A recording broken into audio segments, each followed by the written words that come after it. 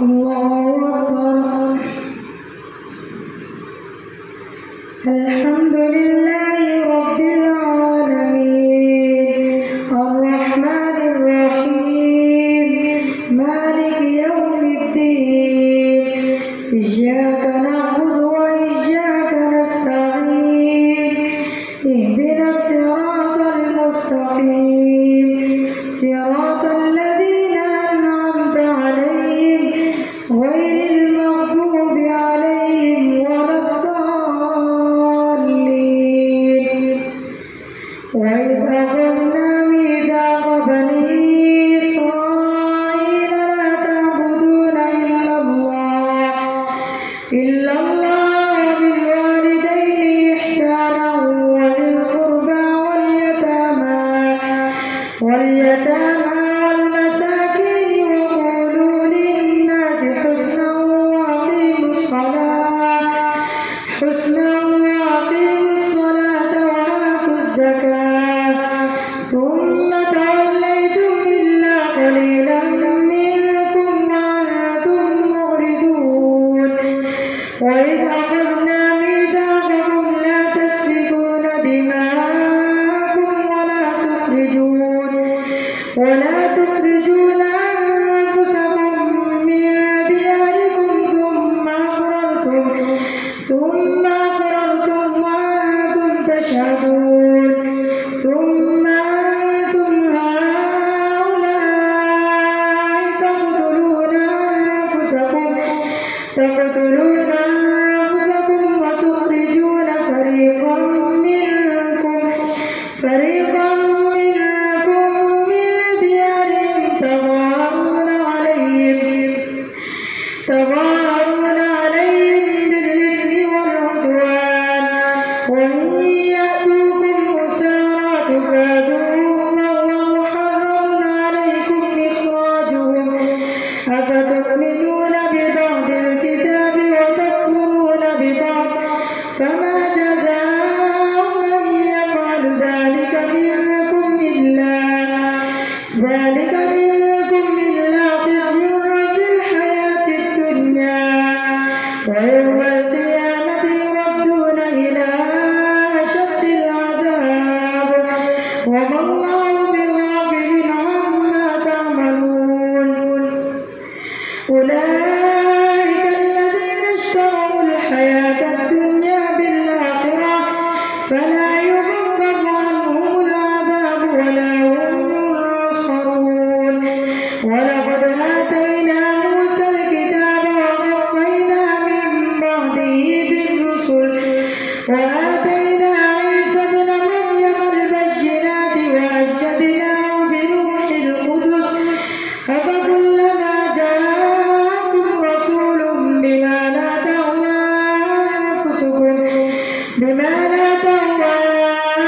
أنفسكم استكبرتم ففريقا كذبتم وفريقا تقتلون. وقالوا قلوبنا غلف بل لعنهم الله بكفرهم فقليلا ما يؤمنون.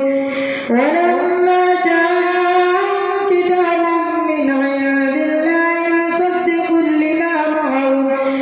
مصدق لما معهم وكانوا من قبل يستفتحون على الذين كفروا فلما جاءهم ما عرفوا كفروا به فلعنة الله على الكافرين. بئس ما اشتروا به أنفسهم أن يكفروا بما أنزل الله بغيا أن ينزل الله من فضله على من يشاء من عباده فباءوا بغضب على غضب وللكافرين عذاب مهين. وإذا قيل لهم آمنوا بما أنزل الله قالوا نؤمن بما أنزل علينا ويكفرون بما وراءه وهو الحق مصدقا لما معهم قل فلم تقتلون أنبياء من قبل إن كنتم مؤمنين ولقد جاءكم موسى بالبينات ثم اتخذتم العجل من بعده وأنتم ظالمون وإذ أخذنا ميثاقكم ورفعنا فوقكم الطور خذوا ما آتيناكم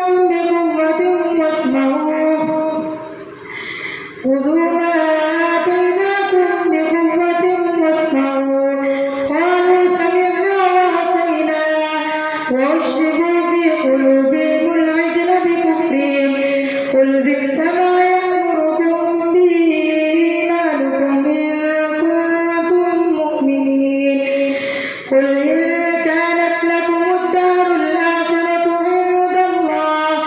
عند الله خالصة من دون الناس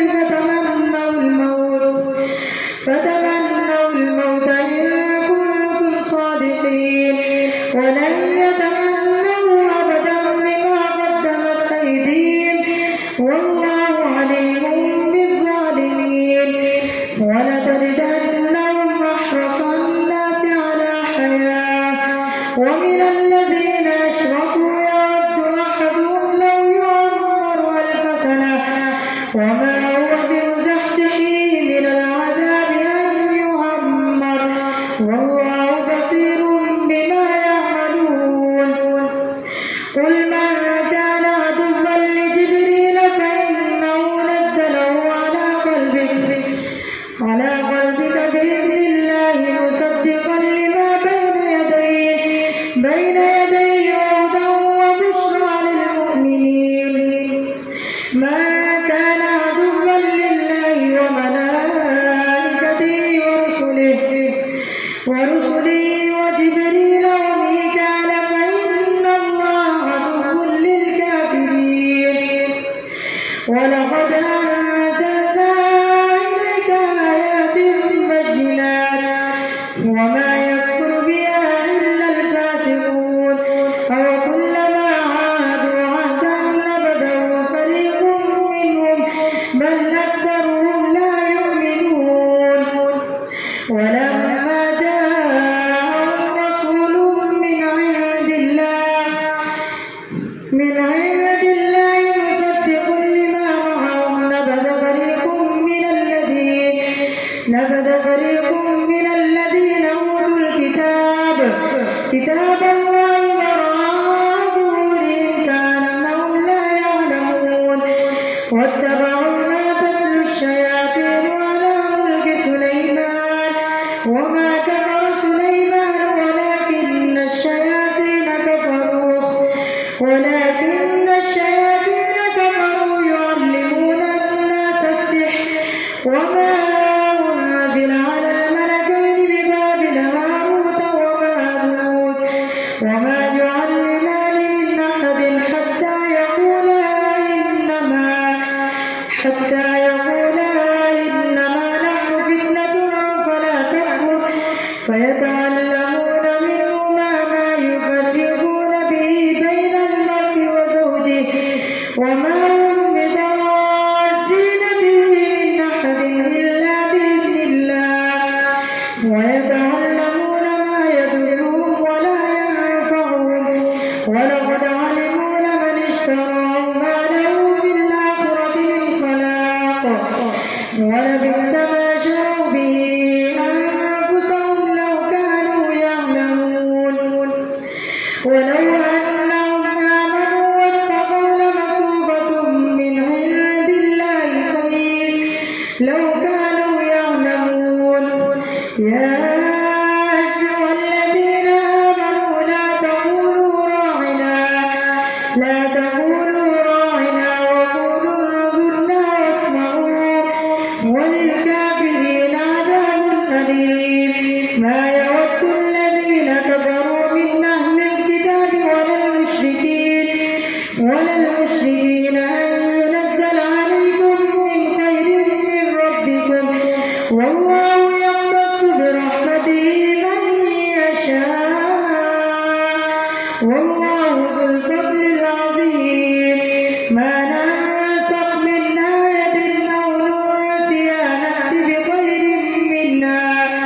نأت بخير منها أو مثلها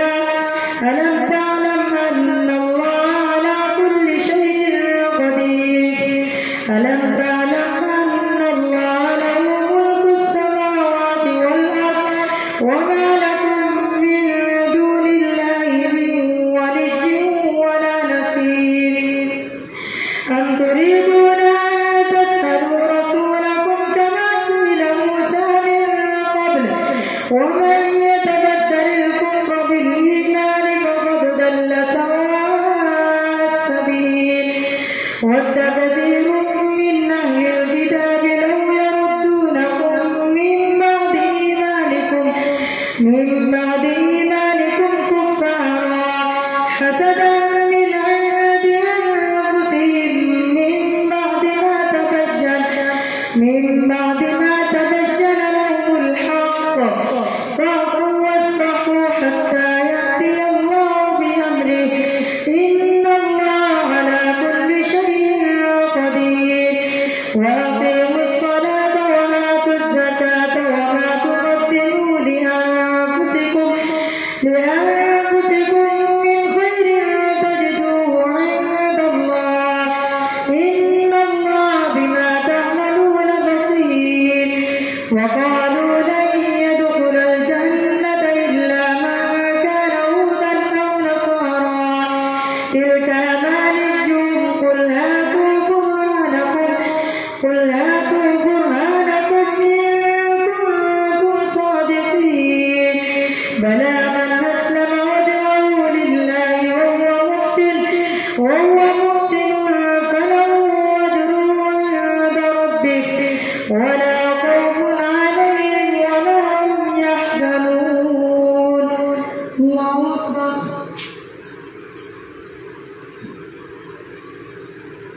سمع الله لمن حمده الله أكبر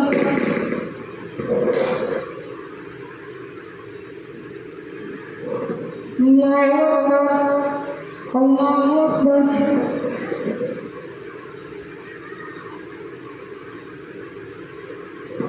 الله أكبر الله أكبر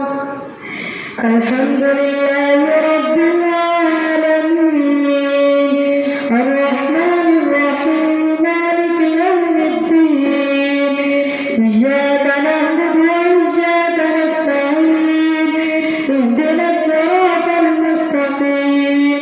صراط الذين أنعمت عليهم غير المغضوب عليهم ولا الضالين وقالت اليهود ليست النصارى على شيء وقالت النصارى ليست اليهود على شيء وهم يتلون الكتاب كذلك قال الذين لا يعلمون مثل قولهم فالله يحكم بينهم يوم القيامة فيما كانوا فيه يختلفون ومن أظلم ممن منع مساجد الله أن يذكر فيه اسمه وسعى في خرابها أولئك ما كان لهم أن يدخلوها إلا خائفين لهم في الدنيا خزي ولهم في الآخرة عذاب عظيم ولله المشرق والمغرب فأينما تولوا فثم وجه الله إن الله واسع عليم وقالوا اتخذ الله ولدا سبحانه بل له ما في السماوات والأرض كل له قانتون بديع السماوات والأرض وإذا قضى أمرا فإنما يقول له كن فيكون وقال الذين لا يعلمون لولا يكلمنا الله أو تأتينا آية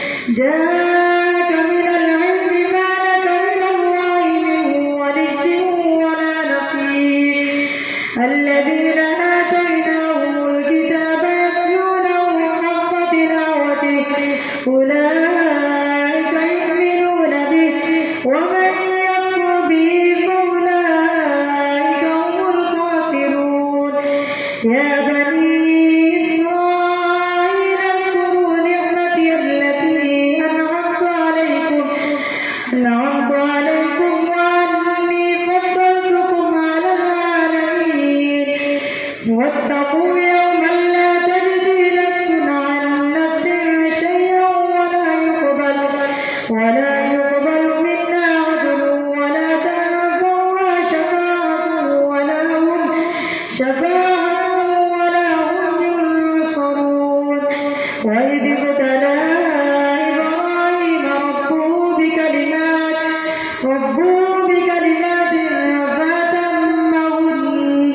قال إني جاعلك للناس إماما قال ومن ذريتي قال لا ينال عهد الظالمين. وإذ جعلنا البيت مثابة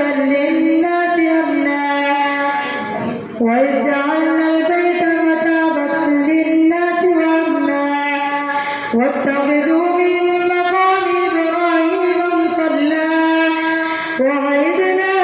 إلى إبراهيم وإسماعيل أن طهر بيتي للطائفين والعاكفين والركع السجود. وإذ قال إبراهيم رب اجعل هذا بلدا آمنا وارزق أهله من الثمرات من آمن منهم بالله واليوم الآخر قال ومن كفر فأمتعه قليلا ثم أضطره إلى عذاب النار وبئس المصير. وإذ يرفع إبراهيم القواعد من البيت وإسماعيل ربنا تقبل منا إنك أنت السميع العليم ربنا واجعلنا مسلمين لك ومن ذريتنا أمة مسلمة لك وأرنا مناسكنا وتب علينا إنك أنت التواب الرحيم. ربنا وابعث فيهم رسولا منهم يتلو عليهم آياتك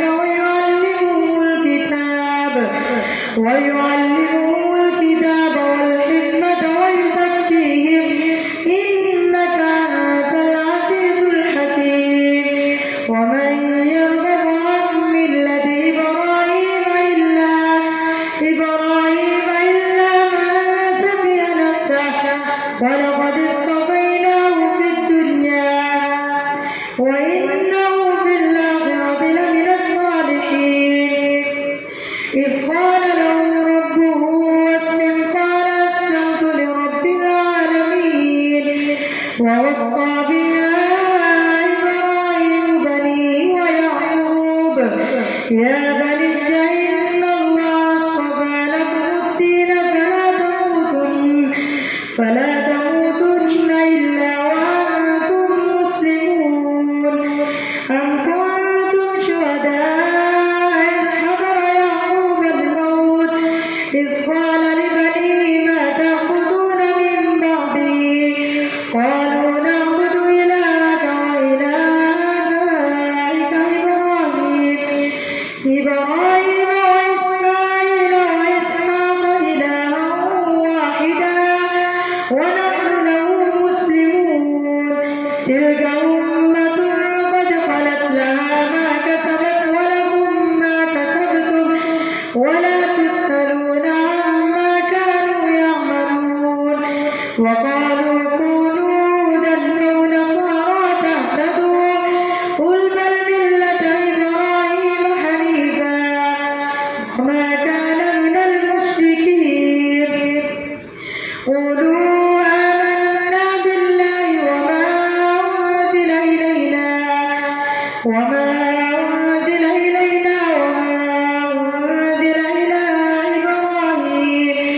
إلى